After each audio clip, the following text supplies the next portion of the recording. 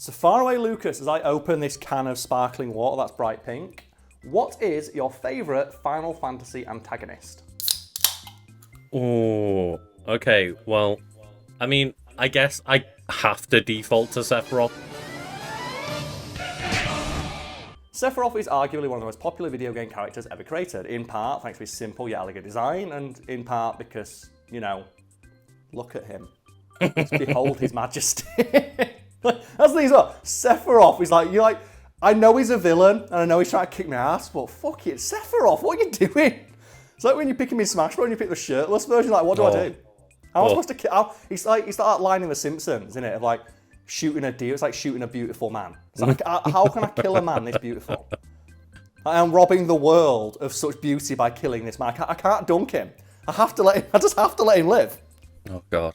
You have to dunk him, Karl. You have to do it, but you like... do, yes, because he's top tier. We don't have top tiers in our play sessions. Easily one of the most striking aspects of Sephiroth's design is his luscious mane of silver hair, something that, in universe, he maintains with an almost heroic amount of effort. I'm guessing that everyone watching this is at least aware of who Sephiroth is, but there's probably a lot of people who don't realise how popular he is, because, Lucas, how much do they love bringing Sephiroth back?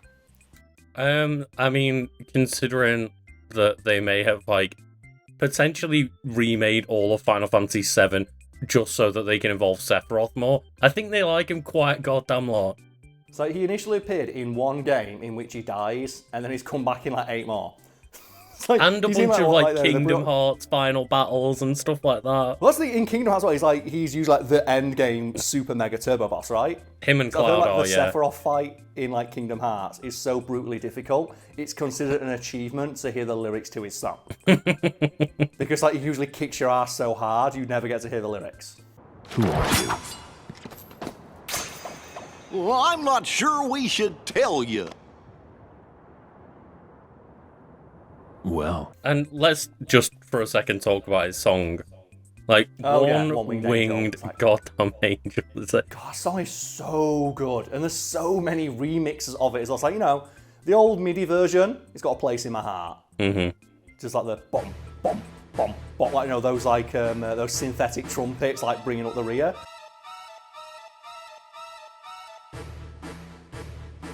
But hot damn, does that Black Major's remix for Advent Children go so fucking hard. She's like, you know, you hear like the orchestral bit, and you got like, you know, the people in the back like, the Sephiroth, and then it's like, okay, now comes the fucking butt rock.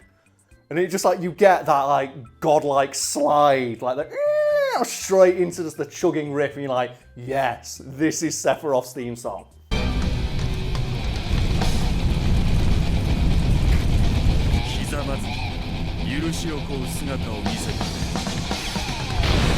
How many boss battles like or boss themes in games do you know that have like an angelic choir like chanting the name of the character in the song? It's so cool. I thought you were going to say like, how many like boss battles do you know that go that hard? And it's like only one, and it's fucking Megalovania. That's true. And you know what? I would love to discuss boss themes that go super hard at the end of this video. So folks at home watching, get to thinking of them now and leave them in the comments after you finish watching the video. But yeah, like, suffice to say, Sephiroth is incredibly popular within the Final Fantasy fandom, to the point where they just keep bringing back in other games and side games and games that are, you know, ancillary to the Final Fantasy series. Like, he's been in movies, he's in the Kingdom Hearts series, like you said, they are remaking Final Fantasy VII to put more Sephiroth in. Because, like, you know, realize, like, you know, everyone loves Sephiroth, you know, he's in Smash Bros, like, you know, he has, and every time he appears, well, he's always hype.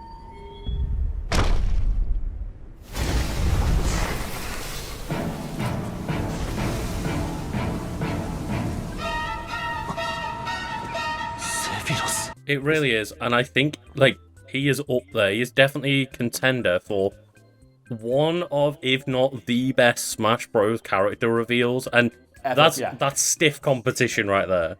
I think it's a testament to like the near universal appeal of Sephiroth that every time they bring him back, people don't roll their eyes. Well, for fuck's sake, it's Sephiroth again. Mm-hmm. Like, do you like the Joker in like the Arkham games, where people just like stop putting the fucking Joker in? Like, you get to the point where it's like, the Joker's definitely dead. Here he is, burning in a crematorium. The Joker's not coming back, and you get 2 hours in and the Joker turns up. And you roll your eyes, or like Batman turning up in DC. Well, like, every time Sephiroth comes up, it's like hyper shit. I would say that maybe the Arkham games got away with it because like that performance was incredible, but I think like you know, when it's like Gotham and it's like it's gonna be about like Jim Gordon, and then like they can't help themselves, and then the Joker and Batman get thrown in. It's like, fuck off. Or you're watching Titans, which opens with fuck Batman, and then 2 seasons later, Batman's in it. It's like, God damn it. But like, you don't get that with Sephiroth for the most part. It's like, you know, when Sephiroth turns up, I was like, you knew he was going to turn up, but it's always hype. Oh, so hype. It's like you mentioned, I'm not sure if I've cut it out or not, but, you know, his Smash Bros reveal. Well, I was thinking that's Virgil. It's like, oh, here's like the ultimate mega final boss. Cuts in half. Then you see the dun, dun, dun, dun. It's like, no, it's Sephiroth, he's here. He's here. Like, Cloud can't even go to Smash Bros without Sephiroth chasing him down to kick his ass. Like, that's the thing is, because they had that, like, you know, opening scene where this, I think it's like Galeem kills like everyone but Kirby, and then Sephiroth's entrance is just, fuck you, cuts it in half, then murders Mario. Yeah. Doesn't actually, but you know, like it looks like he just impales Mario, and everyone's like, that was the what's going on? Everyone made for their reaction videos. But like, you know, but to cut a long story short, Sephiroth is a very popular character, and that's actually something the games themselves have acknowledged. So you're aware of this, Lucas? I'm aware. Like, I think like Kingdom Hearts probably has mention of it, but I wasn't aware that it happened in Final Fantasy. Yes, it is Final Fantasy VII canon that everyone loves Sephiroth, and that he's aware of this, as is Shinra Corporation, because in the game Final Fantasy VII Crisis Core, there is a side mission that involves joining the Sephiroth fan club. You're really lucky. I'm a member of the premier hardcore Sephiroth fan club, the Silver Elite. And Lucas, would you like to hazard a guess at what the makeup of the Sephiroth fan club in-game is? I'm guessing it's a bunch of like insatiable women, potentially in giant, long, silver-maned wigs. Yep, it is a bunch of fawning fangirls. The main character, Zack Fair, and I think Dr. Hojo, who turns out to be like the leader of the fan club. I didn't realise Zack was a Sephiroth fan. But one of the things that you can do is, while you're a member of the fan club, is learn Sephiroth trivia, which is canon. Which is Sephiroth's dominant hand. Correct. Well done. And all of them are amazing. Would you like an example, Lucas? Yes, please. Well, one bit of Sephiroth trivia is that he likes to invade the training sessions of his teammates and throw his sword at their head. Holy shit. And he encourages people to throw their swords at his head in turn, while he has an apple balanced on it. And he says that that is to increase their focus and their determination and their ability to remain cool under pressure. So Sephiroth just invades people's training session and throws the Masamune at the head. Like, how many times has that gone wrong? This game. How many times does Sephiroth just walk back out and go like, yeah, sorry, another one down. Do you think Sephiroth misses? Well, it depends whether he's aiming at their head or aiming to just slightly miss their head. No, he aims for the apple. They balance apples on their head and he throws his sword at it. Oh, right, okay. I thought you meant, like, just without warning, just a Masamune comes flying at your face. Well, he does do that as well, yeah, because they actually have a cutscene in Crisis Core where he does that, where it's like them having a training session and Sephiroth just goes apeshit and starts cutting shit, and then his theme song starts playing. It's like, why are you letting his theme song play? Don't let his theme song play. You learn nothing. Do not let Sephiroth's theme song play. The further in it gets, the more HP he gets. Oh, God.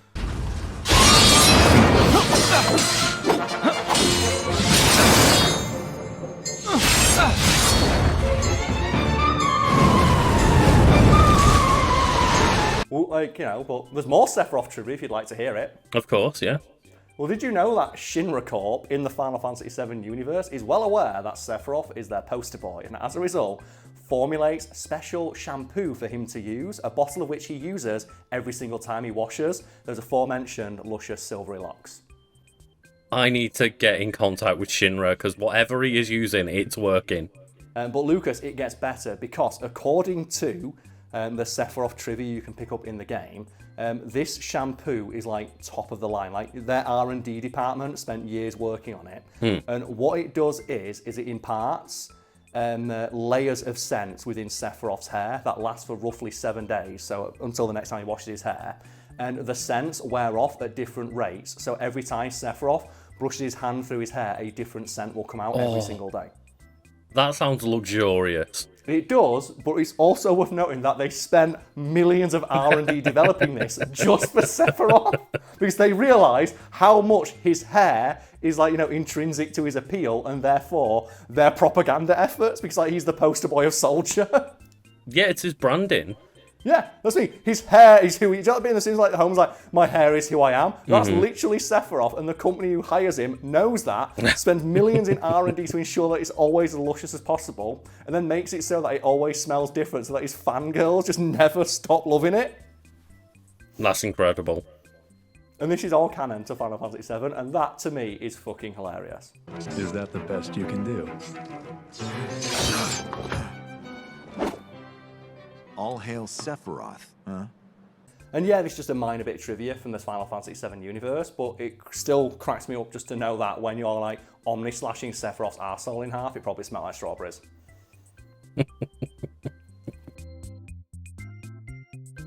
So Lucas, I actually picked up this tidbit about Sephiroth from his wiki entry, because I like to read the wiki entries for video game characters for fun.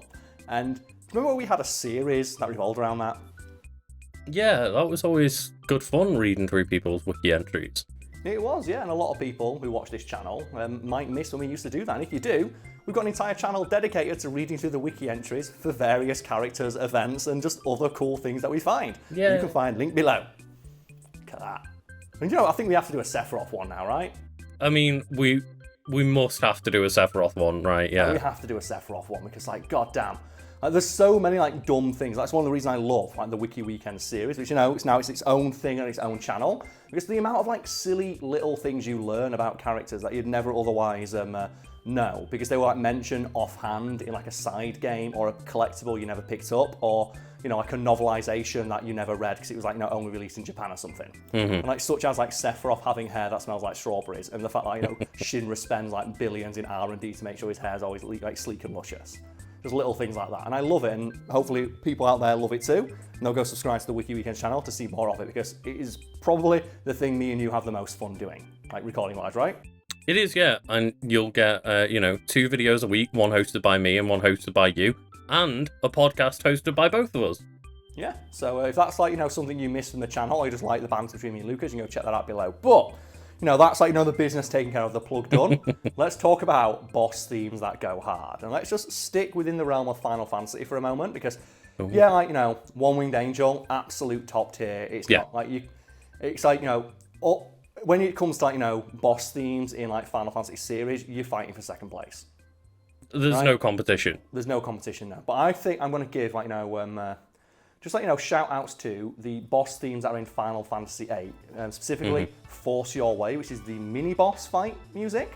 Oh, okay, yeah. Which I absolutely adore, because I don't know why. Final Fantasy VIII is my favourite version, but I like the way it goes, and obviously it'll be playing in the background, or there'll be a clip of it in here now. But yeah, I think that does deserve some props, because as mentioned, Final Fantasy VII always gets the lion's share of the praise.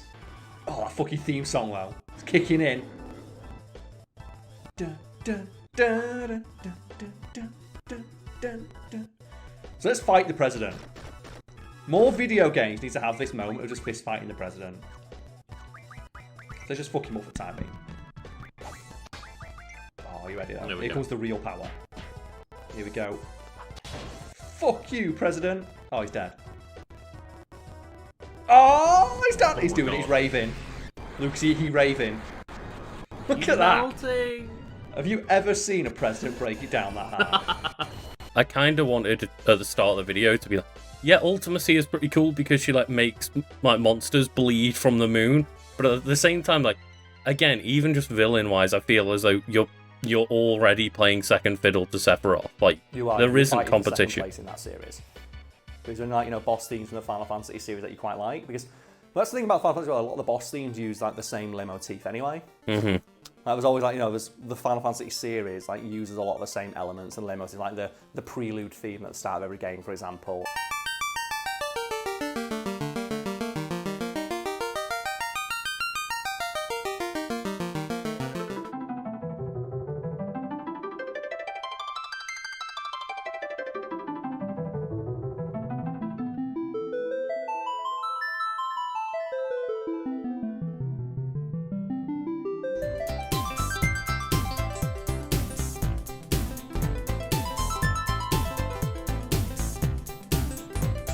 like, the battle music is always like a remix of like the first game, with more embellishments and accoutrements to suit the setting.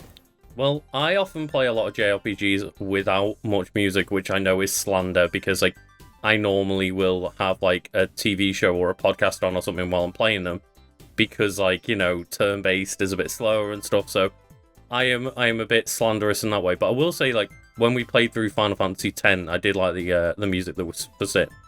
Oh man, you gotta give shouts to Final Fantasy X for like having the edge of Overworld, like the dun-dun, dun, dun-dun, dun, which only plays at the beginning, and then when you fight Jekt. That trailer was one of the best trailers ever made for a game. Oh, the edge! Lucas! Oh my god. And this is Jekt's theme song, baby. I hope this doesn't get copyright struck. I think this is the one song in the game that's copyrighted. There's always one in Final Fantasy, isn't there? I promise this will be quick. Oh, it's gotta be quick, alright. Hit me with all you got, Dad.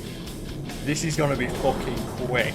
Oh, I do yes, think Jekt is a pretty cool villain. And you know, I mentioned that Sephiroth keeps coming back inside stuff. Jekt and Tidus also come back a lot as well. And do you like the Dissidia games? And it's like, and yeah, it's the most fan service shit ever. It's just Final Fantasy villains fighting Final Fantasy heroes. But you have a moment where like Jekt and Tidus are fighting, and Jekt turns around and fights with Tidus. Like, yeah, let's go. This is what you get.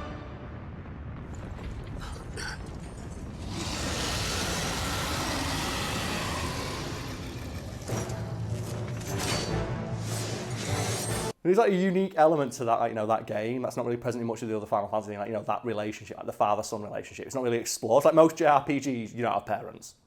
Yeah, yeah. So I think it's like, it's worth noting for that alone of like, it's one of the few JRPGs I'm aware of where your parents are alive, or at least do something in the story besides, bye, or die. Hey, in Earthbound, you can try and call your dad on the phone.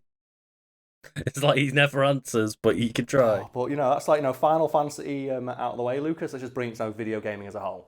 Boss themes that go super hard, and we've got to mention just Undertale right away because someone in the comments like, well, you didn't mention Undertale. We're going to mention Undertale. Undertale's like the shit. Mm-hmm. Like, I'm not even people always give Megalovania the props. Megalovania is great. I prefer Battle Against a True Hero. I think that song is way better than Megalovania because the story, reasoning behind it, and the build up to it is way more satisfying in my opinion. Is that the one where you fight the king? Human. It was nice to meet you. Oh no. Goodbye. Oh. Fuck you. Just delete the option to run. Yeah, Lucas. It's quite literally no mercy here, Lucas. Oh my fucking god. What do you do? No, that's where you fight Undying the Undying. Oh, yeah. I love Battle Against a True Hero is one, the title, which is like the pretty obvious thing, like you're the villain of the story. But if you play the Genocide run where you hear it, every enemy in the game dies in one hit. Every single one, because you're just so OP overpowered, and then you get to Undying.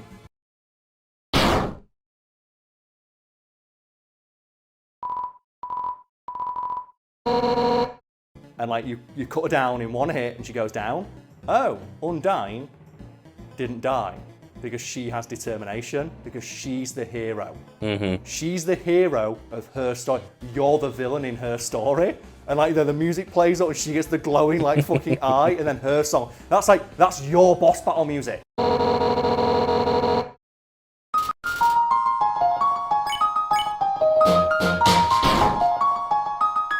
That's why it's so hype. That's not her theme song. That's your theme song as she tries to fight against you.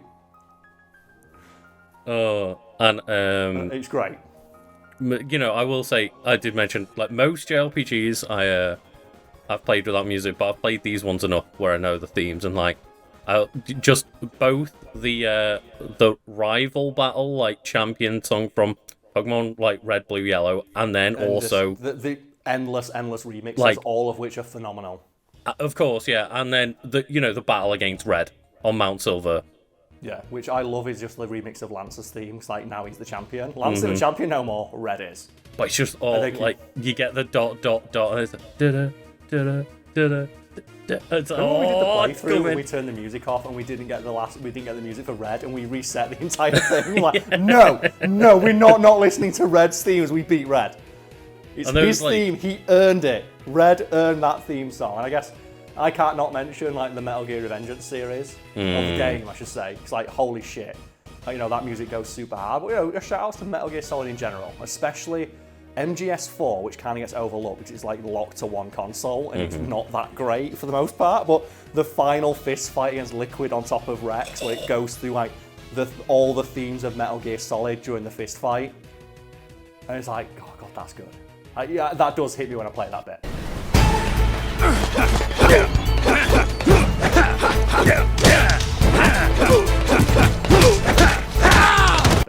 Like, yeah, I do think that like MGS4 overall is one of the weaker ones, but that entire scene is just incredible.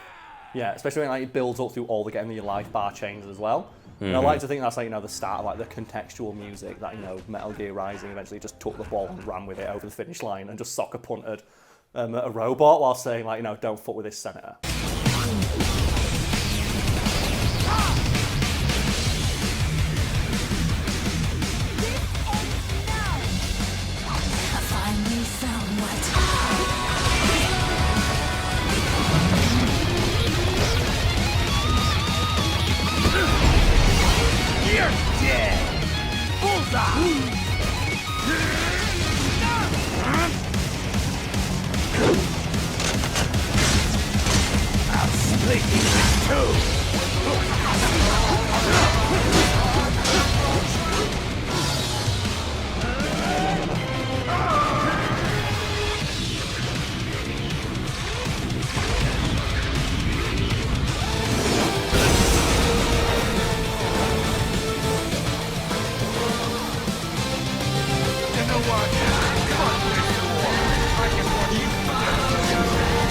Like, you know, any other theme songs for you, like, you know, boss themes that go super hard or just hard out of nowhere?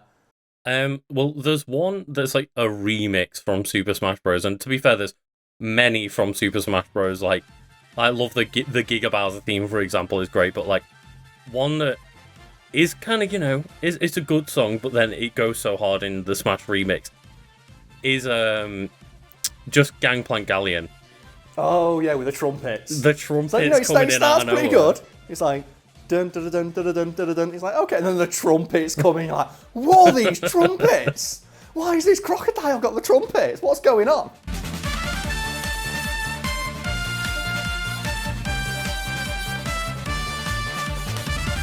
And the Smash Bros series is just so good for like, you know, remixing like kick-ass songs of you know, DDD's theme. Which is already like phenomenal in like the Kirby games it comes from, but then the remix in Smash Bros is just like, how did you take what was already one of the best like boss battle themes and then make it even better?